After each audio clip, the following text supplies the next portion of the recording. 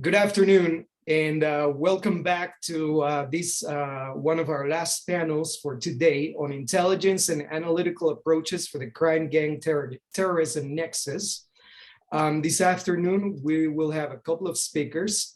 First, it's Mr. John Sullivan, who is a retired lieutenant in the Los Angeles Sheriff's Department and is an instructor in the Safe Communities Institute at the University of Southern California. And then we will have Professor Nathan Jones, who is at the College of Criminal Justice in Sam Houston State University. So without further delay, I will now pass the floor to John Sullivan. Great, thank you. What we're going to discuss in this next hour or so is basically the interaction between crime, gangs, and terrorism. And this is a very complex field. We could go for a long time. There's 30 years at least of academic papers behind this. There's many years of practice. But what we're going to try to cover in this short bit of time is the range of issues and approaches to dealing with the intelligence challenges of crime, gangs, and terrorism. I just caught the first typo in the presentation. I'll have to fix that. I think that should be the obligatory typo. These approaches include fusion centers. We'll get into those in a little bit. The concept of terrorism early warning, which is related to a lot of the other warning disciplines, and actually is the concept from which domestic fusion centers in the US emerged from. We're going to talk about analysis and synthesis approaches and a little bit why analysis and synthesis is important. The tools we're going to talk about or that are potentially useful in these endeavors include red teaming, transaction analysis, intelligence preparation for operations. We'll discuss that further, probably at more length than some of the concepts, but not as long as it actually takes. Talk about social network analysis, which is a primary tool, absolutely essential, as well as automated open source early warning tools and data sets that support a range of analytical activities, information sharing and the production of intelligence, or as I'm going to really advocate strongly for the co-production of intelligence. And just before I transition to the next slide, the bottom image basically represents a kill chain toward from inception of desire to conduct an attack through conducting the attack. It's shown here as a linear process. I hope by the end of the presentation, we'll realize this conventional, what they call left of boom in the military world, is really not just a linear process. It's more of a interactive networked process occurring over various spans of time. The multi-agency, all source, all phase fusion challenges and approaches that we talk about fall into a couple different spheres. Terrorism early warning, which largely comes out of the desire to prevent terrorist attacks. Okay, you can't hear me. Is the sound going good? I can hear you well, yes. I'm not sure why Karen is having issues, but you sound good to me. Okay, it may be my Brooklyn accent, Brooklyn accent amplified by internet. I'll try to speak up a bit if that helps. I'll put on my my gunny sergeant voice if that that gets intimidating from time to time. Okay, it will help. Yes, obviously if I speak louder, it will help. Terrorism early warning, desire to prevent terrorist attacks. The concept as currently instantiated is developed in Los Angeles in 1995, 1996, after the Tokyo sarin attacks and after the Oklahoma City bombing. And it really gained steam after the 1998 embassy bombings. And then obviously, well, before that, these 1998 series of anthrax hoaxes in the United States, and then the 9/11 attack takes off. The concept of strategic early warning for serious and organized crime, basically taking tactical level criminal intelligence or crime analysis and amplifying that up into trying to anticipate future crime. Very much like the work being done by the Global Futures Forum to anticipate strategic threats. in the early 2000s. Underlying concept, which underlies all of the tools we're going to talk about, is the decision cycle or Boyd cycle, the OODA loop. The key point I will discuss here, which I think is really pivotal when we look at Boyd, is orientation and analysis and synthesis. And I hope by the end of the presentation, you'll see how analysis, synthesis, and what that is the kind of engine that drives all of these processes. The transaction analysis cycle, I'll discuss a bit later. It's alluded to in the image up to my right. In kind of a light graphic, you'll see that a little bit deeper. And intelligence preparation for operations. That's going to be the longest part of the discussion. Bottom line up front, that's intelligence preparation of the battle space applied to the civil environment. That one slide that you're going to see later, I briefed for 8 hours and could have used more time to a number of law enforcement practitioners to explain how this works.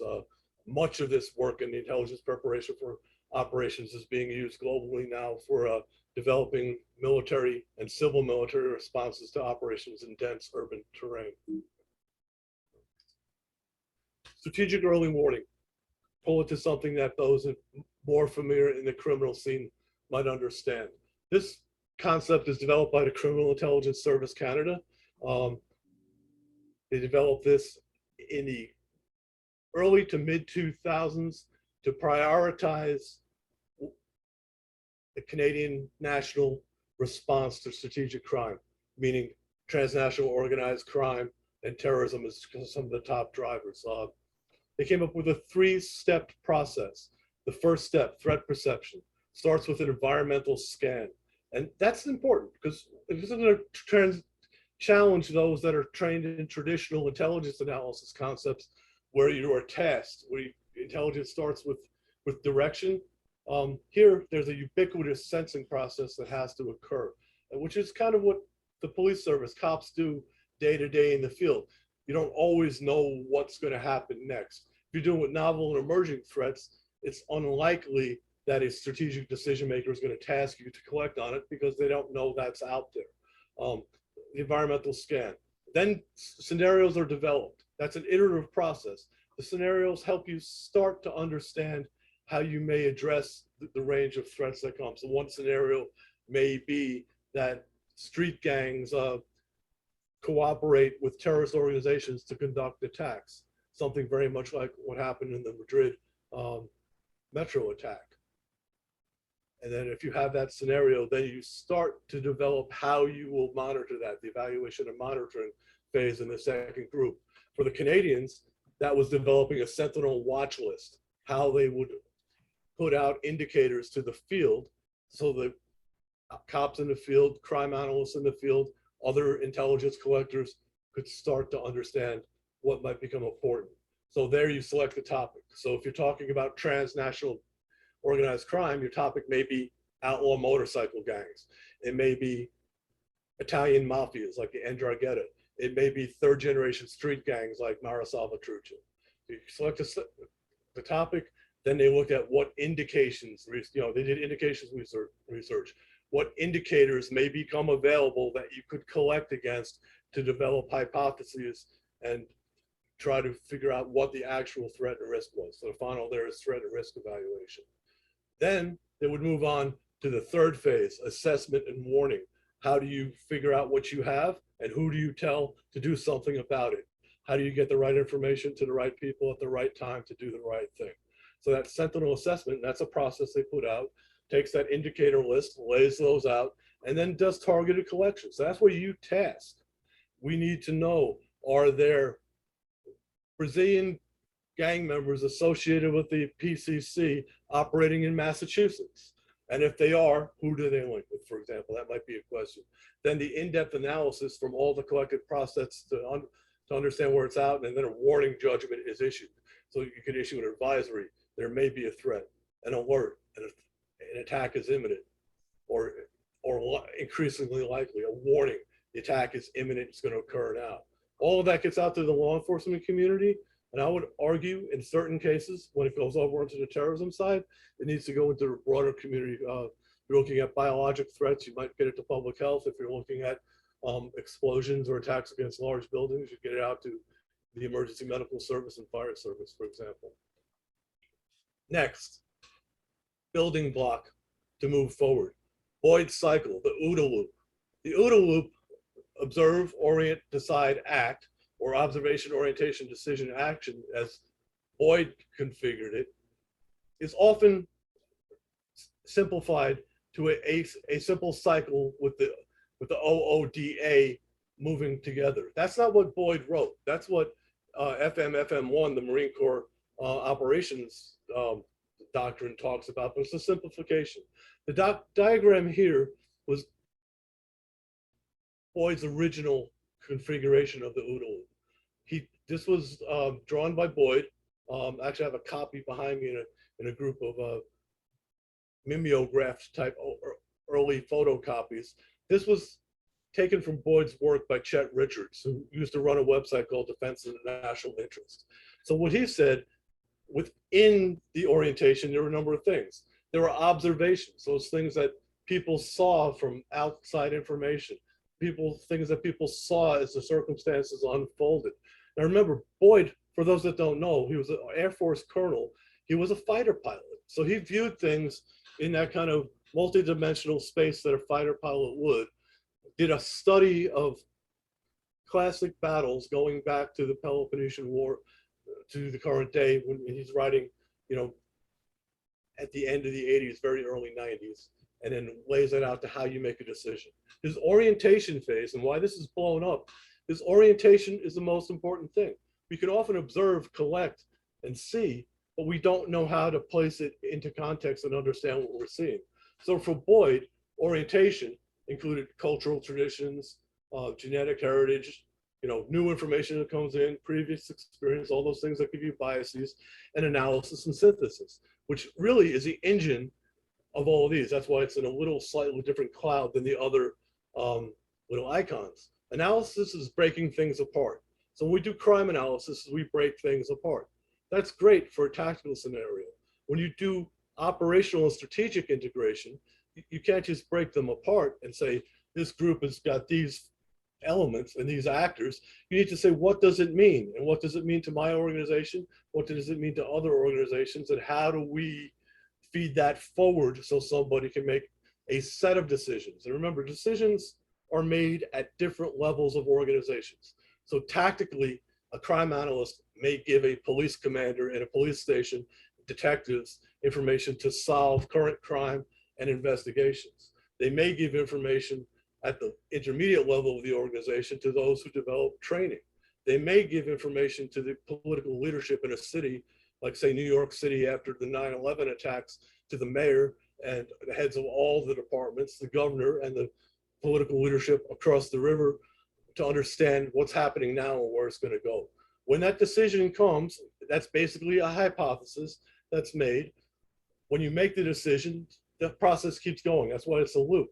Because every time you conduct an activity, you decide, you conduct an attack, you arrest, the state of affairs resets itself. You feed yourself forward, the decision is acted upon, and then it unfolds with the environment. So Boyd basically said that you need the entire loop, not just orientation. Remember, orientation is the engine, but you need the entire loop to understand how it's interacting with itself and other parts of the kind of decision environment, if you will. Just to reiterate, this is a little larger for those of you to see. Interactive process of many-sided implicit, cross-referencing projections, empathies, correlations, and rejections. It's important that you don't believe your own press release. It's important when running, and I ran an intelligence fusion center. I didn't mention that. I established a terrorism early warning group in '96, and I helped establish 54 terrorism and all crimes fusion centers throughout the United States on secondment to the Department of Homeland Security. When you develop it, there are a series of biases that occur. You can assume, because no group has conducted this attack before, it can't happen.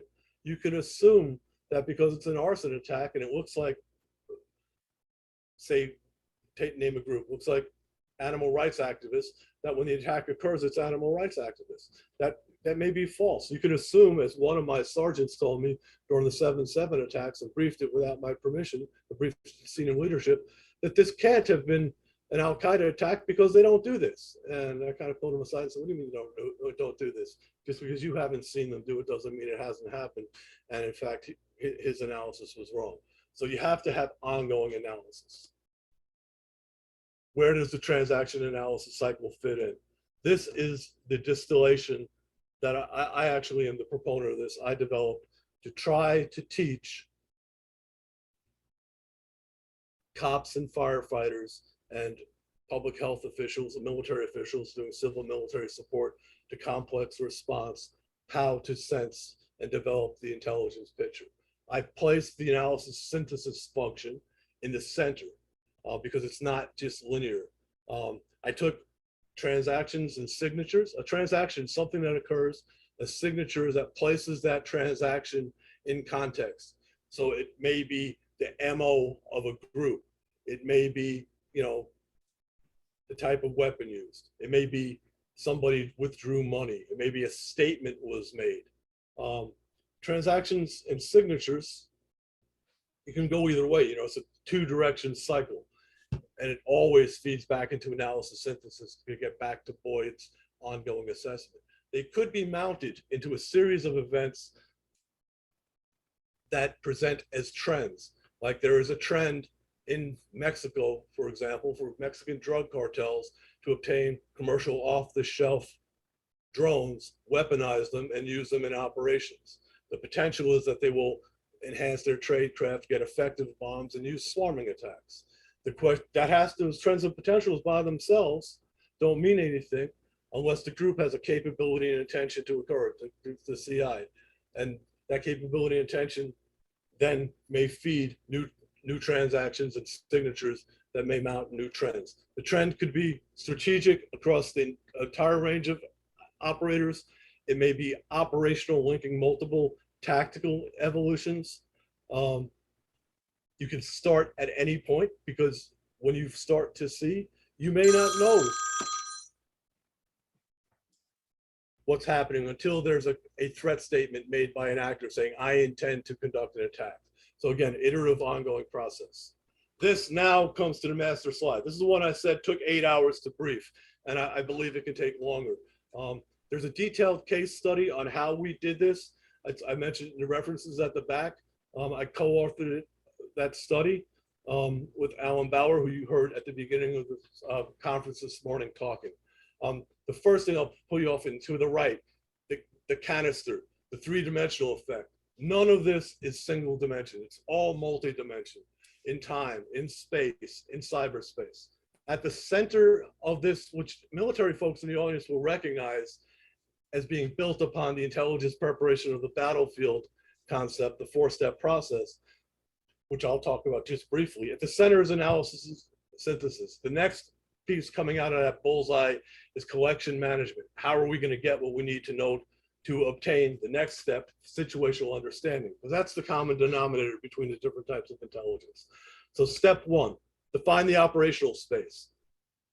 That means we're going to look at named areas of interest, critical infrastructure. We're going to look locally through globally because all of these are connected.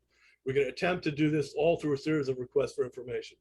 Second step, describe the op space effects. What happens in that operational space, especially when it's attacked.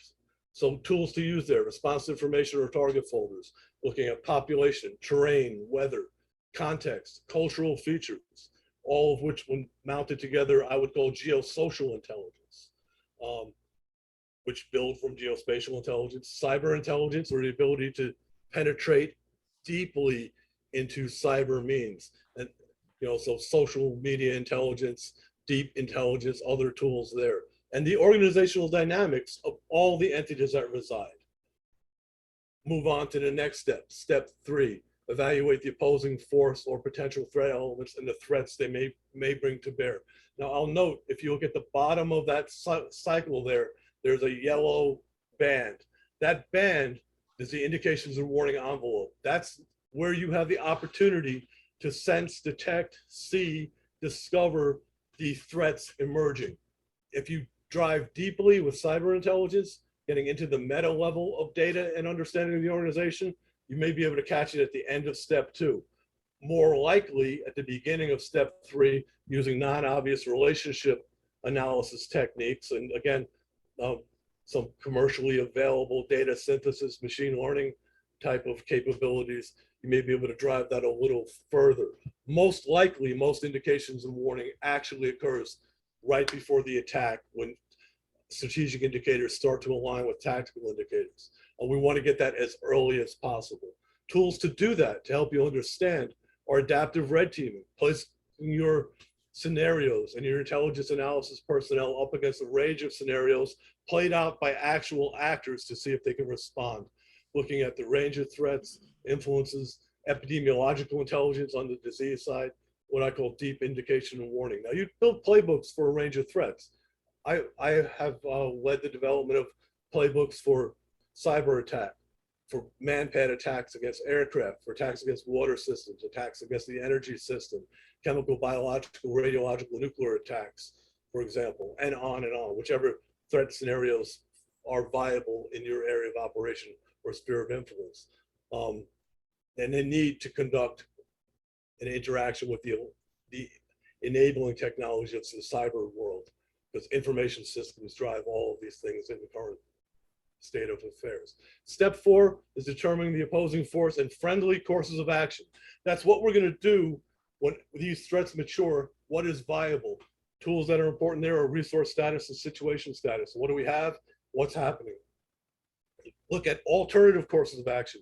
What we could do to match the enemy or opposing force. This is actions. What we, we're the friendly, the opposing force is the adversary. What can we do? You push out actionable intelligence to the people who are going to use it in the form of advisors, alerts, and warnings, providing a net assessment. Altogether, this is what it means, or an operational net assessment, or how that net assessment works at the operational level of maneuver. I would argue that a global city or a mega city is a theater in itself. It's an operational level of maneuver all by itself. So I would argue this needs to be done regionally in a distributed fashion and then connected among all of those. Mission folders are the way to get that out. When the mission folder with the intelligence information gets out, the commanders or unified command actually interdicting the attack or managing the consequences of an attack have to develop follow-on plans through their own process. All of this intelligence process rests upon the ability to obtain information through sensors. And sensors could be cameras, they could be air monitors looking for biologic materials, they could be human sensors, they could be the cops, firefighters, medical workers out there in the field reporting what they see. They could be members of the community calling in leads. All of this rests upon a couple of other enabling tools. In the beginning, the concept of scanning, monitoring, forecasting, combined with the OODA loop, observe, orient, decide, act, moving from indications and net warning through operational net assessment, depending upon the op tempo of where you are at the event. All of these have centers of gravity, what the most important piece of the community, what the most important place to attack is, and all of those are enabled by decisive points. That's not my reasoning, that's Karl von Clausewitz. That's the military doctrine of most modern militaries in the world today. These occur at all steps of analysis. At all steps of the analysis, you have to look at current operations and future operations, because we don't have the luxury of dealing with one threat at a time when protecting a metropolitan area. There could be multiple threat streams converging. And I would caution that when you see the event horizon or threat kill chain for a single threat, you may actually be seeing part of one threat kill chain, and there may be multiple others occurring, either in fact or through deception that cloud your decision making. So you want to look at that. You want to look at swarming, counter swarming. You want to limit groupthink and understand the intelligence decision analysis dynamics, avoid mirror imaging. To recap before we move on, the cycle in the transaction analysis cycle in a linear fashion, which is how most conventional intelligence services conduct operations, consisted of trends and potentials, capabilities and intentions moving on to a net assessment at a national level or an operational net assessment at a municipal level. To do this, you need all source, all phase fusion. You can't just fuse before the event and think we're going to prevent, because when the attack occurs, you still have to determine what's happening from all avenues, all directions, all vectors, reconfigure where you are and move forward. Which brings us to Dr. Jones and the academic open source approaches to how you do this, starting out with social network analysis. Nate? Very cool. Thank you, John. I'll just work off the screen share we've got here with PowerPoint up. I see your cup of In-N-Out, and I'm jealous that out in Texas we don't have In-N-Out. I can tell by the distinctive cup there. So I'm a little jealous of your access to In-N-Out. Okay, can everyone hear me okay? You probably won't be able to see me, but you sound okay. Good. Okay. So I'm going to be talking about social network analysis today. Social network analysis is a methodology that can be both quantitative and qualitative. But I'm primarily going to be talking about quantitative social network analysis today. And it's really a methodology that makes a fundamental assumption that individuals or whatever unit of analysis that we're looking at are embedded and in some level determined by their relations within the network. So for example, if we have two terror cells and there is a broker in between them that unites them, that individual is a broker. And that can be revealed mathematically through metrics in social network analysis, like betweenness centrality. And you could see how that would be really important for if you're interested in disrupting a terror network, you might want to target that broker. But social network analysis doesn't give us clean answers. It's a methodology, not necessarily a prescription. So for example, you might target that terrorist broker or that drug cartel broker, but you might not understand the unintended consequences, because there might be other connections between those various cells, whether they be a logistical chain in a drug cartel or a terror drug trafficking or a terror organization or a terror network of different cells working together, and they might reform up stronger than they did before. So that's an important thing to take into account, and social network analysis can help us to get at that. Also, there, as Sean Everton points out in his book, Disrupting Dark Networks, which is a wonderful book, and he's got a update that he co-authored with some other people, I believe out of the Naval Postgraduate School, called Understanding Dark Networks. There are kinetic and non-kinetic strategies. Kinetic strategies involve offensive operations, say arrests, captures, drone strikes, things along those lines. But non-kinetic options can also be very important. You might identify someone as highly central in a network for the purpose of surveillance. Or you might identify, as he gives an example of schools that engage in radicalization. You might engage in a social network analysis where you identify those schools as sources of radicalization and provide non-radicalizing alternatives. So there are many aspects to how social network analysis works, but one of the beauties of it is that it can be quantified. Now, of course, garbage in, garbage out. If you've got bad data from the beginning, your analysis can ultimately be flawed. And that's one of the things in a lot of social network analysis in criminal justice that we discuss all the time, is this issue of oftentimes, for example, myself in my own research, I use law enforcement data. I find it to be more trustworthy and valuable. Of course, the counter argument is, well, your view of the social network is thus determined by what law enforcement says. And so that's been a common point that has been raised in the academic literature. What is also interesting, and I wanted to point out here, and we talk about in our paper, is there's some excellent research done by Bircher et al. and they interviewed analysts who are using social network analysis software. And one of the things that the analysts pointed out was the academics went in with the assumption, oh, you're using this for high value targeting, finding out who key players are for arrest or targeting in the case of terrorist organizations. And some of the things that the analyst said is, wait, hold on. We're also using this for identifying people that are popping up in the network, but we don't have any information about. And requesting essentially that we get more information on those people because those people could be playing critical roles. So this is kind of the power of social network analysis. It's been used on the battlefield in places like Afghanistan. And what's really interesting is there's a lot of cool off-the-shelf softwares that can be used. I'm partial to one. I did my doctorate at the University of California, Irvine. UCI Net is one of those. It's cheap. You could get it for max cost $150. You can download it for free and use a trial version, and a student version or a faculty version is about $40. So in that sense, it's highly useful and it's very user friendly, and it has a lot of metrics built in, literally hundreds of different forms of centrality and subgroup analysis built into it. If you're a little more sophisticated, there is R. If you're very sophisticated, there's a SNA package within R, which is open source. There's Gephi, which is also open source.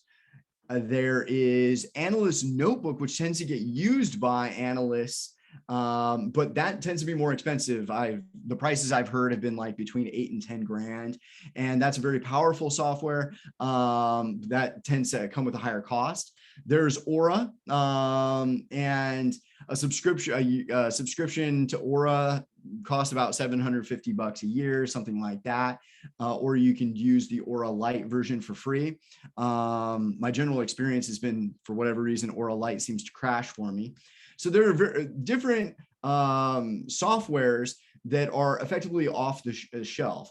Now, then you get into more expensive high-end softwares, things like Palantir and things like that would be used by governments and things along those lines. And they tend to cost a lot more. We've got, what we've got here is we've got two really great visualizations, and these come from, I believe, John's or early warning terrorism previous publications.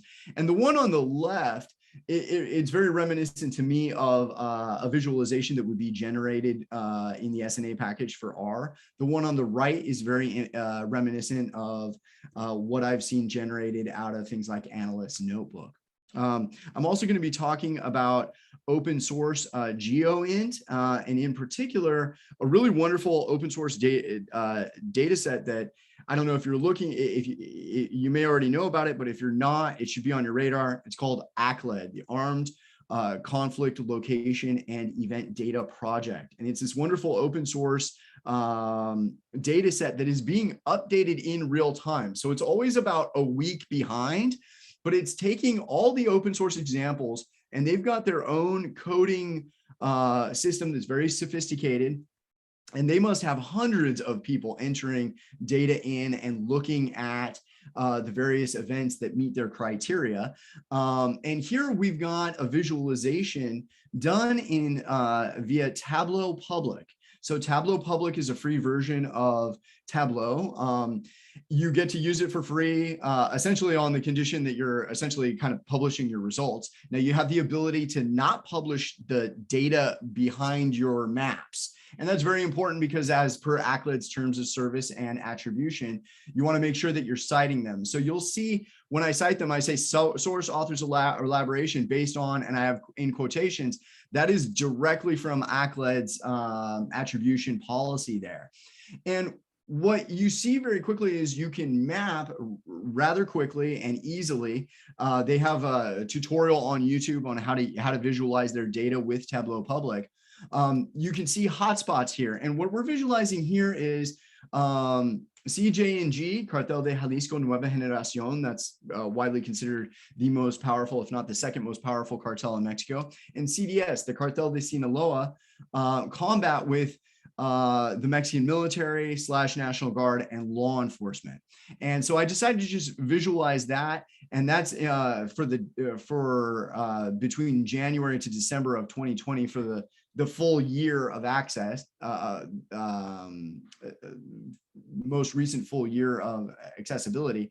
And here we can see we're primarily seeing these combat zones and these confrontation with the Mexican state from the Cartel de Jalisco.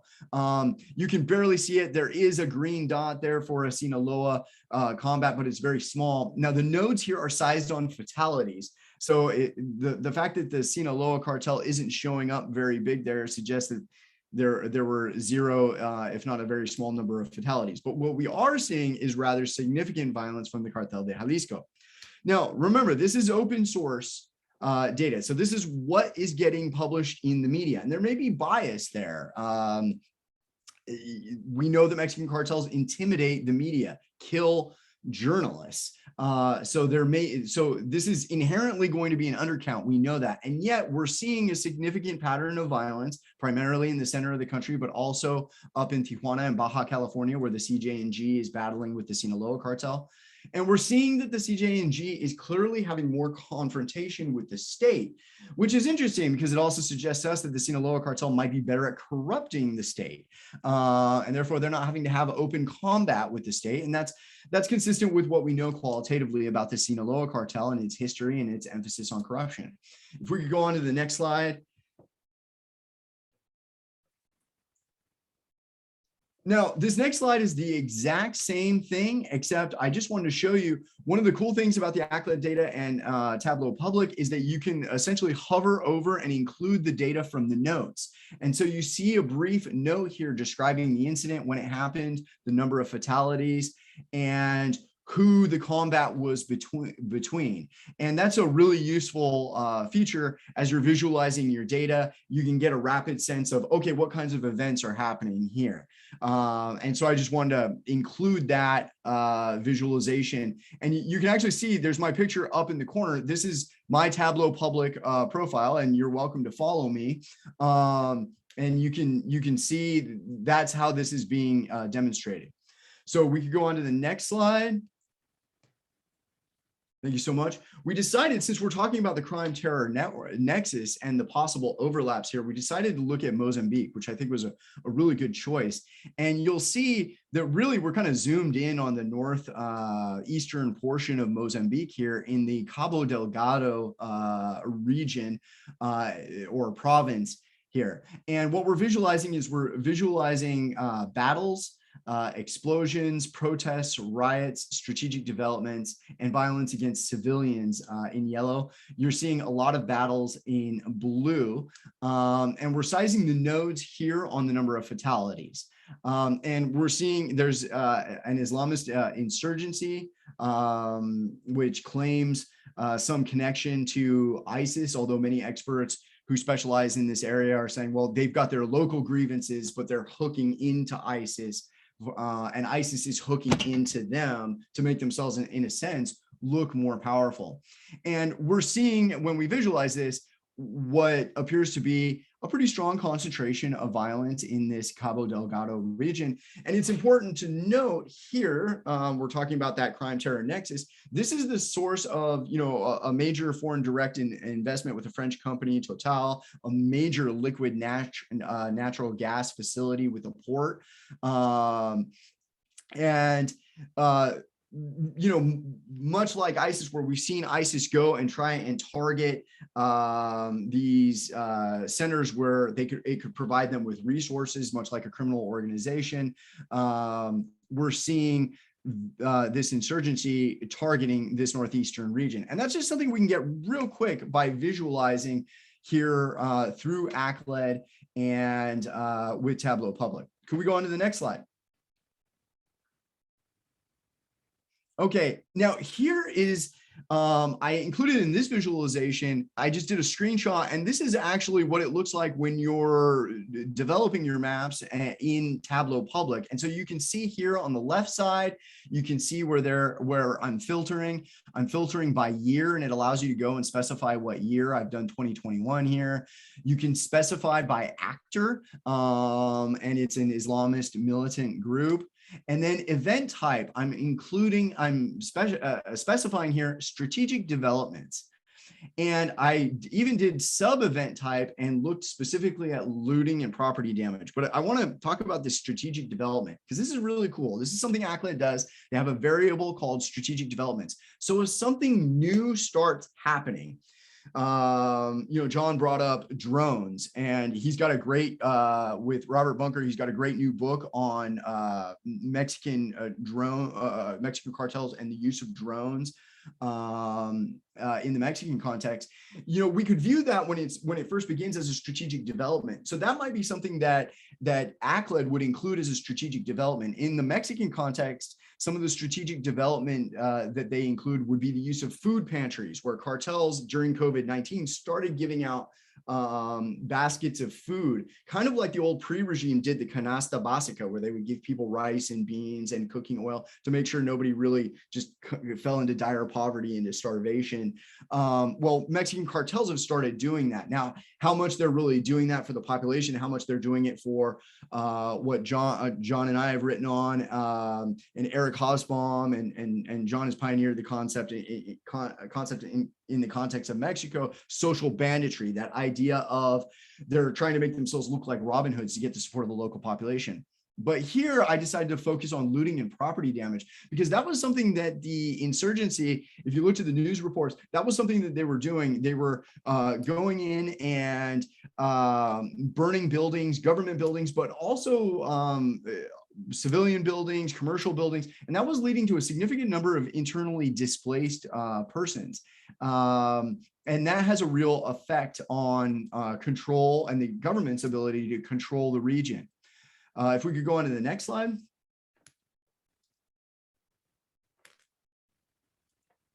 Okay, and this, we saw the concentration on the maps, but it's always fun to double check ourselves and visualize the data in a different way.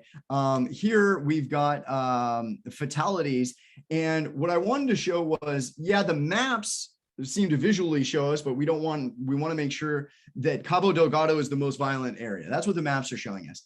But we want to also make sure that, our eyes aren't playing tricks on us, and that we can quantify this in other ways. So what I did was I did a list here of line graphs of fatalities by province, and they all look essentially flat compared to Cabo Delgado, which spikes in the last 3 years. That's where the insurgency is really operating. So we've got another way in terms of fatalities, in addition to the violent hotspot maps, that really kind of parses that out for us and really says, okay, yes, this is primarily in this Cabo Delgado area. The other areas aren't at zero. It just looks that way because Cabo Delgado is so much higher, but they do have much lower levels of violence than Cabo Delgado. So in sum, these are some examples of how ACLED dataset and Tableau Public can be used to rapidly visualize free and open source violence related to the crime terror nexus, whether it be insurgent groups or organized crime groups like the Cartel de Jalisco that use paramilitary tactics. I just want to point out that ACLED gets some funding from State Department, German Foreign Ministry, various other government agencies, and it's an example of an open source data set that is really accessible and user-friendly, and it's kept up to date. One final thought, they've also got a hub of early warning, an early warning hub where, and they've got different tools within it. And they've got various tools. One's a hotspot tool. One is a volatility index tracker. And some of the things that they'll do is they've set up these algorithms where they will essentially say, okay, we're going to look at the most recent week of data that we've got and compare that to where that province was for the last month prior. And if you see a large percentage spike in the number of events or fatalities, you can have a fairly rapid sense of risk and volatility or hotspots. They've also got some more sophisticated algorithms that they're not really telling you what necessarily what all is going into it in terms of every single variable for forecasting. But the forecasting is very short term. It's only forecasting what the data is telling us will go on for the next week. And then they go back and they test it over time to see how accurate they're getting. And, you know, they're talking about accuracy levels of 65, 75%, things like that. Now, the forecasting tool doesn't, much to my chagrin, doesn't really cover Mexico, at least at this time. It seems to be only covering ISIS affiliated groups or Islamist groups. The other thing to remember about the ACLED data set is for Africa, it goes back, I believe, to 1997. Cleonard Raleigh did her dissertation project, and ACLED data essentially kind of came out of that.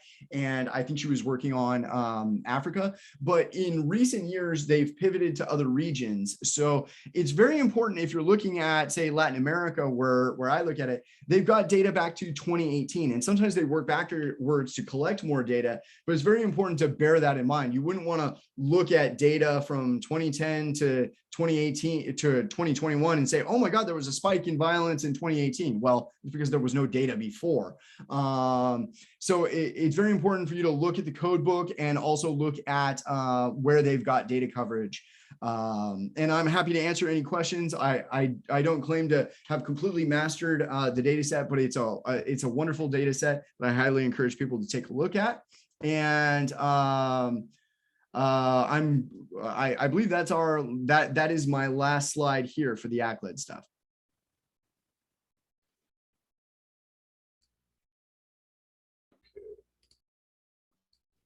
I will start to move toward a conclusion, but I want to catch up on a bunch of stuff. I've kind of probably a reaction. I briefed this morning, and I could have gone way longer, so I kind of shortened things up to leave some time for discussion.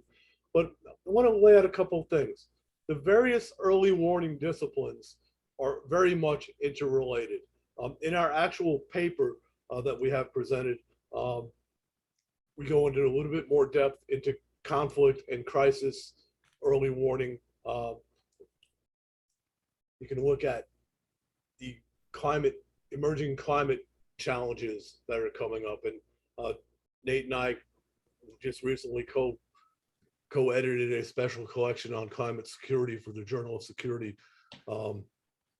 Strategic Security. And in the climate realm, climate stresses can very well exacerbate conflict. In the future, they very well be the trigger for conflict. You have issues with resource scarcity, water scarcity, conflict that emerges in a sub area related to those scarcities that drives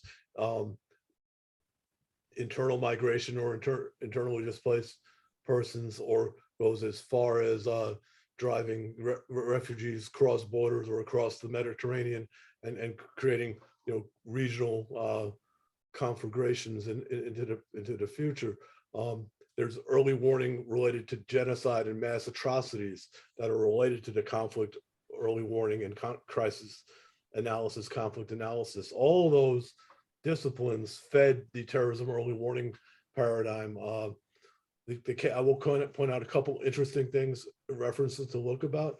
An earlier iteration, the International Journal on Criminology, sponsored by the Policy Studies Association, did a paper back in 2015 about criminal terrorist convergence and intelligence co-production for transnational threats. Let me go back to co-production. After 9/11, the conventional wisdom in Washington, D.C., and we all know the world revolves around Washington, D.C., right? I mean, it doesn't, within the Beltway, that may be the prevailing opinion. There was a perception that the problem that led to 9/11 was purely a failure of information sharing. I think there were some issues with information sharing, but the problem wasn't sharing information among the entities. In fact, the people working counterterrorism in the United States had fairly good informal connections beforehand, just like the people working counterterrorism domestically right now, looking at right-wing extremism in the United States, knew there were things afoot before the insurrection or the January attempt to overthrow the Capitol and implement the coup, which I think some people may dispute, but I think there's clear evidence that will come out to show that. I think the problem with 9/11 wasn't an information sharing problem. I think it was a production of intelligence problem. And I think when dealing with networked adversaries that are transnational, that have a range of actors involved, requires people with local knowledge, understanding of each local node. So if you have planning for a terrorist attack that has components within the United States and outside the United States, in Germany, on and on, would go into the entire cycle, or the Madrid attack that has components in Italy and in Algeria and in the Netherlands and in Belgium and in France itself. You can't just see it from where the attack occurs. You have to link with other entities.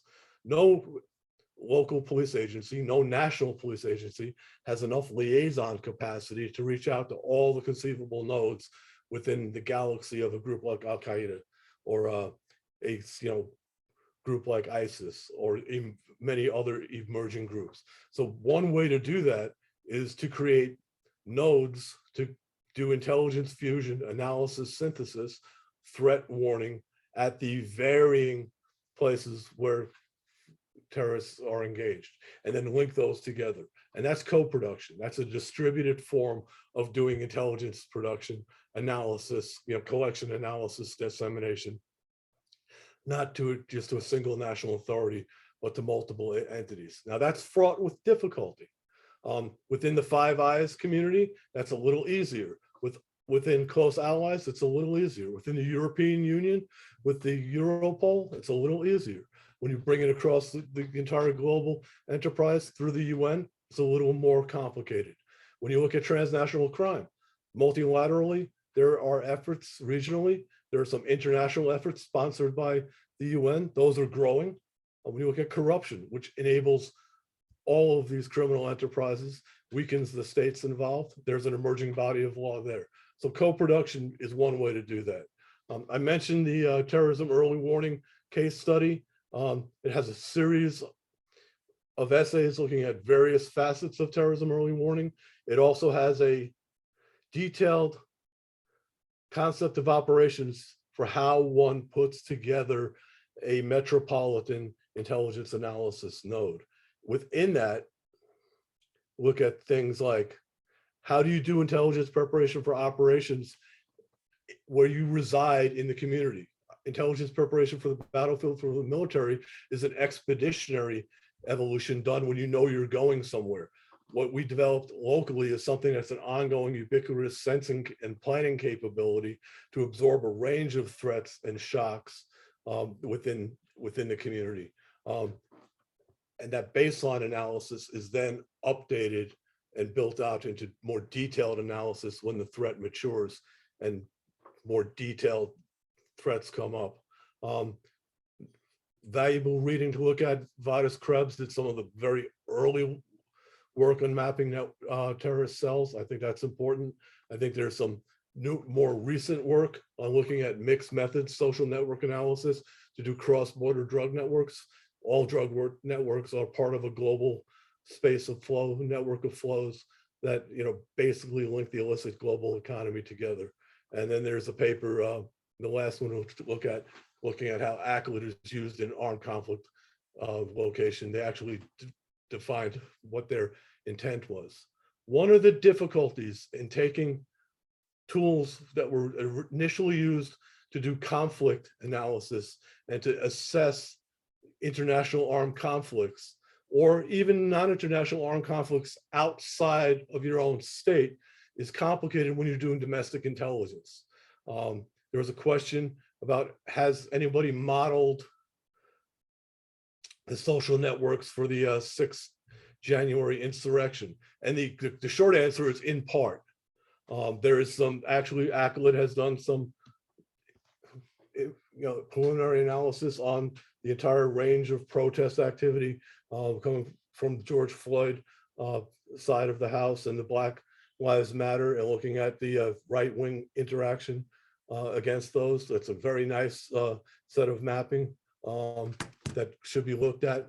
There has been some work contained in the ongoing cases as far as one overarching complete social network analysis. That's not done yet. It's not done yet because parts of those criminal conspiracies are still unfolding.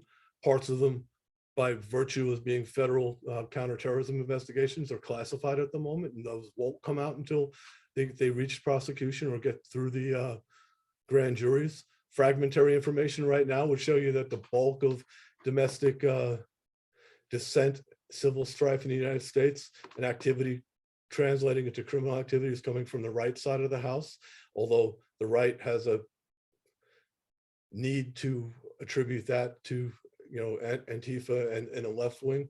That hasn't actually been instantiated. It's not the actual factual case, but deception and propaganda are part of this and always need to be looked at. I think in coming days, those fragmentary bits of information we know about the Oath Keepers and other right-wing groups will become very instructive. The caveat there is when you do the kind of high-level meta-analysis, you're not necessarily, you may see a link to an organization, but you may not actually know the role those people do unless you go through and do the individual breakdown of the criminal cases that describe what they've done. And that's one of the caveats that would apply to all the data looking on Mexico. There may be one of the concepts of trying to understand how gangs and cartels get engaged in political activity is looking at their attacks and then trying to say, okay, this is a political attack, so it's a criminal insurgent attack. You don't actually know early on when the attack occurs what the actual motivation of the attacker is. It could be a member of a criminal enterprise conducting personal violence not related to the organization's entity. So that need to build that into understanding when you look at this rough order of magnitude data, that it may not be fully descriptive, although it's probably a good base level understanding. I think the other difficulty in doing domestic information is when you work intelligence and collect on foreign nationals, the liberties concerns are not as acute. I personally believe they need to be raised a little bit, and we need to provide better protection for all because we're dealing with networked interactive entities, and we want to respect those basic human rights that exist, not just out of an altruistic sense, but also because ignoring those fuels the sense of grievance, which erodes the legitimacy of the state by those actors and may in fact fuel the conflict. So we want to be careful when we do that. It's one of the reasons the full data set for the Capitol isn't there. I do think that once the House Special Investigation releases their results, there'll be some more detailed information to come. And once the indictments of large level actors come out, there'll be some more. A lot of the folks that are being prosecuted right now are kind of low level and only have transient links to the deeper social networks. But some of that's about ready to come. I do think that there are significant links between right-wing extremists in the United States and other parts of the world. And those networks are something that needs to be looked at into the future. And I think there's specifically strong ideological links and social network, social media links between Australia and the United States, for example, where propaganda and acts in the United States are reverberating the next day in Australia, and vice versa. So I think there's some coordination that could become interesting, and there's certainly links into Europe with those similar enterprises. We focused in this paper largely on with examples on the criminal and traditional insurgent side, because they're easier to get to, they're less fraught with political controversy. Although obviously, if you reside in Brazil or Mexico or the Northern Triangle of Central America, talking about gang violence is as inflammatory potentially and politically volatile as the Capitol insurrection and attempted coup are here in the United States. But that's kind of the broad brush. This is an area I think there's lots of work to be done. I think there's lots of academic work on figuring out how to use these type of tools and actually enhance them and drive them into synthetic decision analysis tools as well as descriptive tools. I think all of these can be used with red teaming to help drive better interventions investigatively and for response. And with that, I turn it over to our coordinator to see if there's any other questions. Thank you, John. There are no other questions. The only one was that one about January 6th, but you've already answered that. I was going to comment a little bit about the caveats, but I think you've spoken very well about that.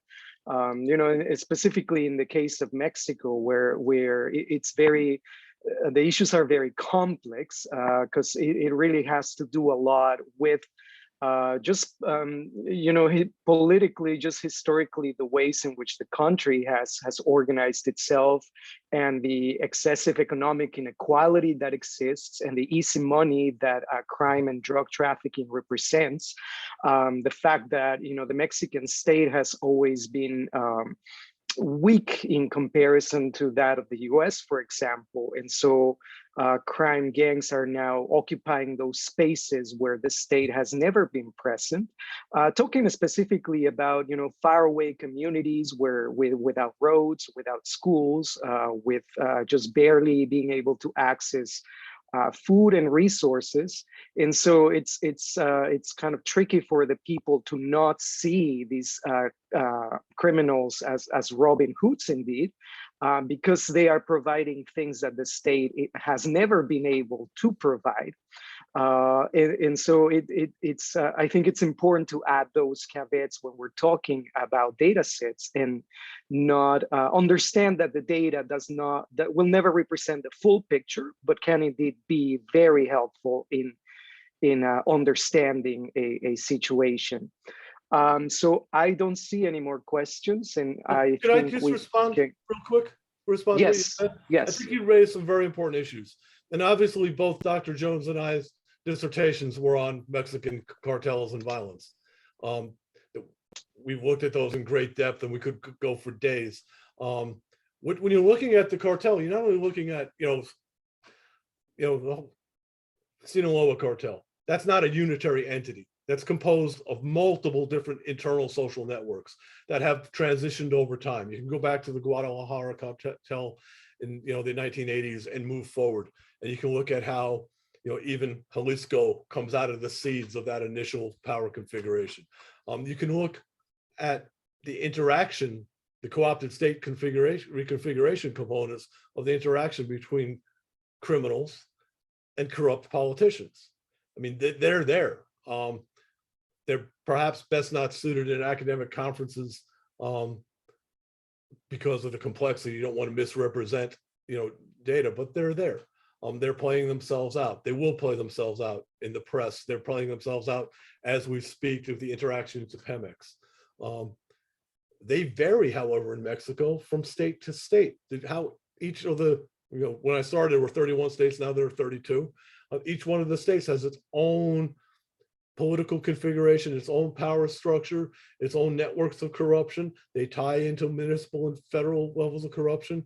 The gangs are comprised of multiple little cells that mix there. So you have to do multiple levels of analysis and parse them and be careful. There are some commonalities in how gangs are configured. That's a whole nother set of briefs that we've written. There's a whole another set of literature looking how criminal cartels are different.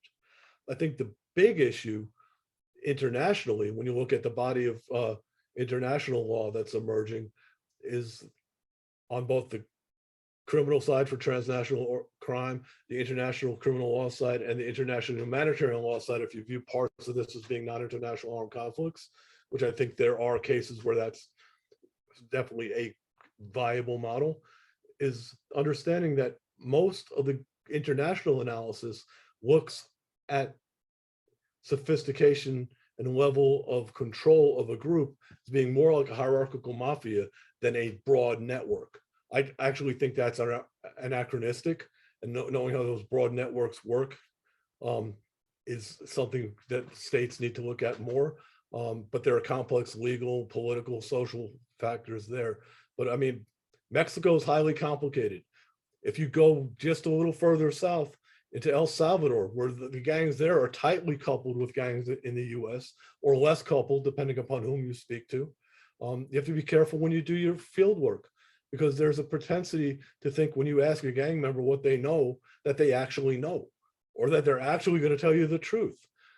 Depending upon the level of actor you speak with, they may not know what the behind the scenes levels of connectivity are. They may not know how their gang links to a global mafia, links to a drug cartel, and how that varies and how that shifts over time.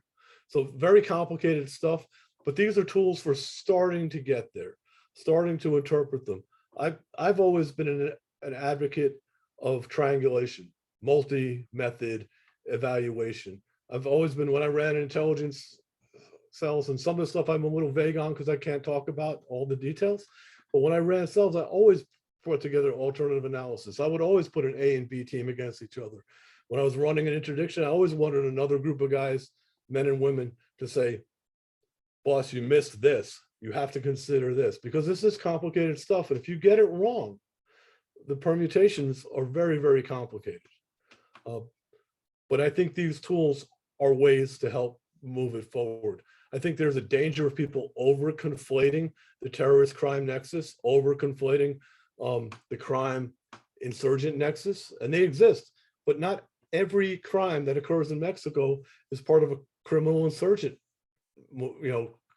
There's plenty of ample regular murder and mayhem going on. There always will be, and you can't throw them all into the same box. You have to analyze them separately.